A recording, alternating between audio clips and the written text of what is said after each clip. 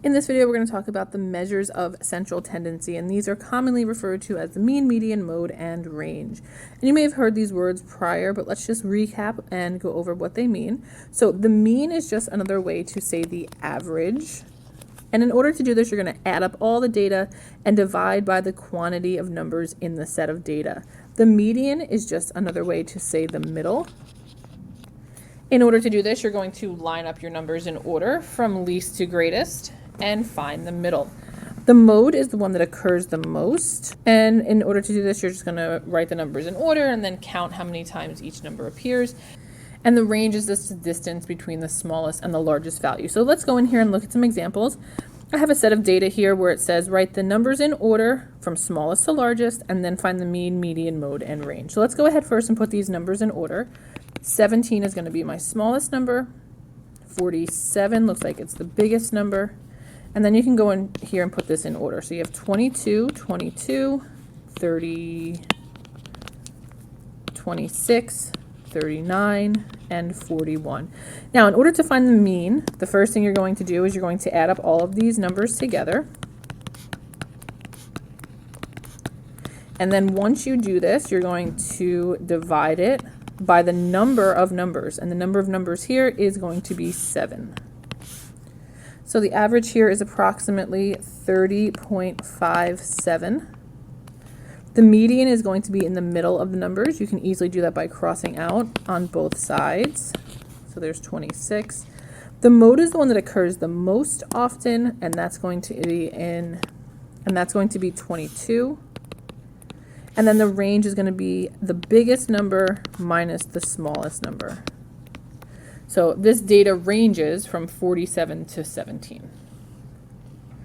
Now, if there's more than one mode, there are some words that you can use to refer to this. Because the prefix bi means two, it's called bimodal. 3 modes is going to be called trimodal. And 4 or more modes, we don't really use the prefixes anymore. We just refer to them as being multimodal. The next question says, find the mean, median, mode, and range of the set of data. So again, I'm going to go ahead and just put these numbers in order first. So here's my numbers in order. In order to find the average, I'm going to add them all up together and then divide by the number of numbers, which in this case is 1, 2, 3, 4, 5, 6, 7, 8, 9, 10. They sum to be 324. Divide that by 10, and the mean is 32.4. Now, for the median, I'm going to cross out my numbers from both sides. Except I have 10 digits here. So if I cross out 5 from the left and 5 from the right, I'm going to be left with no digits. So what you do is you're going to cross out the first 4 and the last 4, and then you're going to average together the two numbers that are left in the middle. So 24 plus 28 over 2 is 26. The mode, this is an example of bimodal data. There are 2 modes, 18 and 22. And then the range is going to go from 62 to 18, which is 44. In this example, we're going to work backwards. So it says Sunil wants to earn an 88 in her chemistry class. She has 1 quiz left to take. On her first 5 quizzes, these are her averages. What is the score she must get on this should say the 6th quiz? On the 6th quiz to get the 88 that she wants. So first, let's figure out how many percentage points does she already have. So 74 plus 92 plus 83 plus 98 plus 100 means that she's already earned 447 points in this marking period. But we know that she's going to take another test, and we don't know what she has to get, but we know she's going to take this test, and we're going to average this in together. So now, instead of dividing by 5, okay, if I took 447 divided by 5, that would be her current average.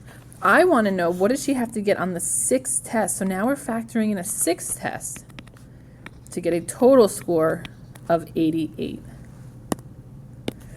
So solving this algebraically means I have to multiply both sides by 6, because this 6 will then simplify to 1. So then you're going to be left with 447 plus x equals 88 times 6, which is 528.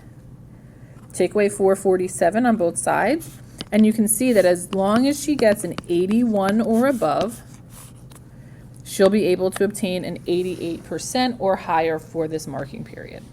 The last one's very similar. It says in the first 7 games, Frank scored these scores in bowling. What must he score on the next game to have an average score of 215? So far he's accumulated in this season 1,434 points. We know he has to bowl the 8th game, so I'm going to divide this by 8 and then hope that his average can be at least 215. Multiply both sides by 8. That's going to make this simplified to 1. You're left with 1434 plus x equals 1720. And then take away on both sides 1434, and you get 286. Now, the part of statistics that we are going to be talking about involves analysis. So you're going to look at Frank's scores, and you're going to have to kind of figure out eventually, do you think that this could actually happen? Based on his scores prior, do you think that Frank could average a score of 215? Now, the answer is that it's not impossible because the highest score you can get in bowling is a 300. But if you look at Frank's scores, he's never once scored close to 286. So part of the data analysis here is that you're going to eventually be saying, if you think it's possible, what you think the likelihood of this happening is. But for right now, we just need to know that Frank needs to get a 286 on this game. That's all for this video. As always, if you found this video helpful, make sure you hit like and subscribe. You can find this resource along with many others on my Teachers Pay Teachers, which is Math with B.